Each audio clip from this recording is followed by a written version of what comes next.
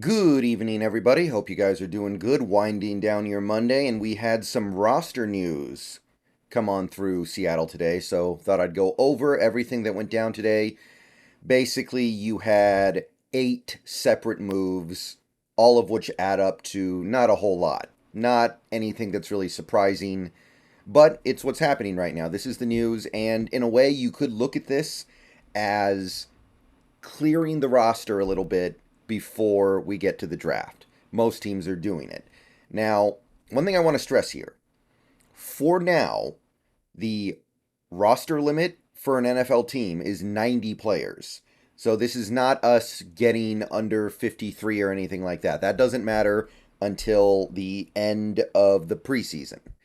So doing this is just kind of like doing it to do it. This is just the time we've decided to do it now. It's not about, oh, we had to do it before the draft. No, we are currently 38 players under the 90-man roster limit, so that's not really a consideration here. But this gives an indication of some of the guys that we're a little more comfortable letting go right now. We waived 5 players today. Defensive tackle Jared Hewitt, cornerback Chris Steele, running back Darwin Thompson, wide receiver Connor Weddington, who actually left the XFL, I think, to join the Seahawks, so probably should have stayed in the XFL. He probably would have been good over there. And wide receiver Aesop Winston. We knew about Winston yesterday, but he is officially waived today. So that leaves us with 52 players on a 90-man roster. Now, these moves do shave a little bit off the salary cap. However, I want to stress this, not in an unexpected way. We all knew these players were not going to make the 53-man anyway. They're just getting waived now instead of later. Nevertheless, we can hop on over to the depth chart here and start to shave these guys off. You have, okay, Gerard Hewitt. He's now officially out of here. We're going to clear him out of there. You have Connor Weddington. I had him on the practice squad along with Aesop Winston. They're both gone. So Cody Thompson bumps up here. And you actually have Thompson. He was actually on the active roster as well. And you had, who did I miss here? Chris Steele, right? Okay. So those were all guys who I had no anticipation of being on the 53-man, but it is kind of interesting we're doing this now.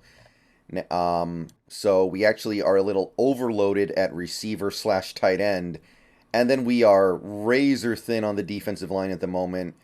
Little thin in the secondary as well, by the way, in some by some definition. So that is where we currently stand right now. And we got a little bit more money freed up, I guess. But again, it's not going to bail us out of having to make a tough financial decision this off season. So those are the 5 waves. There are many more coming, by the way. You look at this list. Jalen McKenzie, Greg Eland, Joey Hunt, V. Jones, Onujiogu, Garrett, Dunn. Unlikely to make this team. And if they do make the team, that's probably a sign that things went bad. But the interesting thing here to me, really, is the fact that we have 52 players on our roster. Our draft is coming up. We have 10 picks. It's pretty easy to trade around a little bit and end up with 12 picks instead. But even if you get up to like 14 picks, you're still looking at a pretty empty roster. You've still got 24 open roster spots, and then you attack UDFA, and you're probably going to come away with maybe 10 to 12 UDFAs. You've still got a lot of room on that roster that you need to fill out. Now, again, almost anybody you fill it out with is not going to make the team at the end of the day, so it certainly isn't the end of the world, but look at how hard we're going to have to hit UDFA and the remaining free agent pool with a limited amount of money to get even close to the 90-man, because again, this 52 players, they're taking up a huge chunk of the cap. It's not like we have a bunch of money laying around to bring a bunch of guys in. Even if you bring in a bunch of guys who you're going to be paying the minimum 750 grand, it adds up. So going to be interesting to see how we attack it. I think that the original point that was being made about all this stands. There remains at least one more significant financial move for the Seahawks to make this offseason. Restructuring Lockett, restructuring Jamal Adams or Quandre Diggs, releasing somebody like a Brian Monet, trading or releasing someone like a Nwosu, or trading someone like a Noah Fant. Something is going to have to happen here. Probably only one thing, but that thing is going to have to happen. But we're clearing the roster up a little bit right before the draft. Now, the other news that went down earlier today was our exclusive rights free agents are locked in. Now, there was never any real doubt about this. Myles Adams, Michael Jackson, and John Rhattigan all signed their exclusive rights free agent deals because they don't really have a choice. If they don't sign that deal, then they basically retire from the NFL. If they want to keep playing, they sign their tender. So ERFAs, Myles Adams, Michael Jackson, and John Rhattigan are locked in for the season unless we choose to let them go. So ball's in our court. I think all three of these guys are going to earn their money. It's very, very small contracts, very reasonable pay. I think all three of them are going to do well, especially Jackson. He gave us pretty decent play last year for cheap, and he'll be cheap again this year.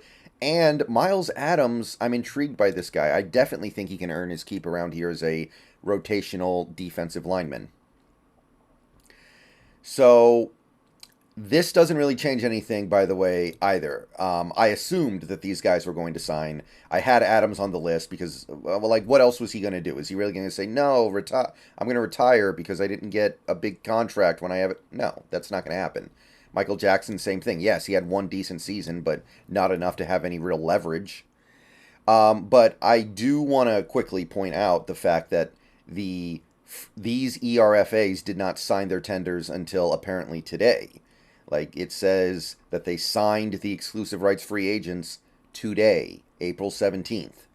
So some people when the Ryan Neal thing happened, some people said, well, he could have signed the tender and he chose not to, so clearly he didn't want to be here.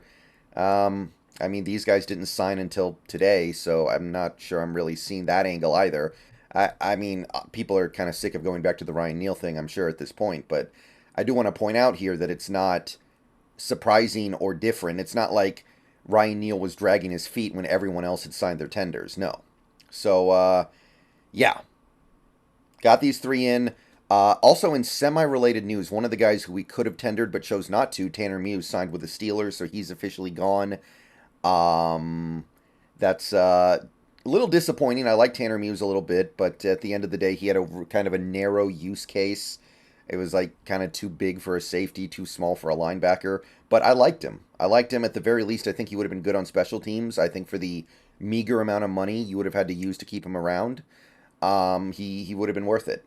So that's basically all the roster news right now. We are currently sitting at 52 players, and you need 53 by the time the season starts. But you're going to need a lot more than that to get through the first part of the offseason. 90 players is the limit. How do we get there? And how do we get there? Remember, salary cap doesn't even really matter that much right now. You're going to be giving out a lot of non-guaranteed deals that are easy to get out of, that cost you nothing to get out of before the season starts.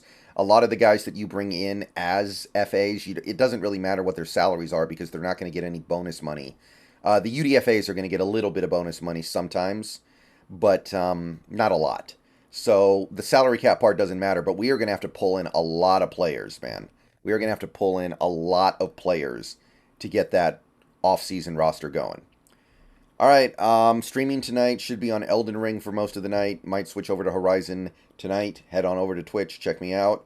We're trying to blitz through Elden Ring, man. We're trying to blitz through Elden Ring. I really want to get through it before Jedi Survivor comes out at the end of the month. I kind of want to finish it before the draft as well for similar reasons. So hope to see you guys there. Go Hawks. Let me know what you think about all this, if anything. I know it's all kind of obvious, but it happened.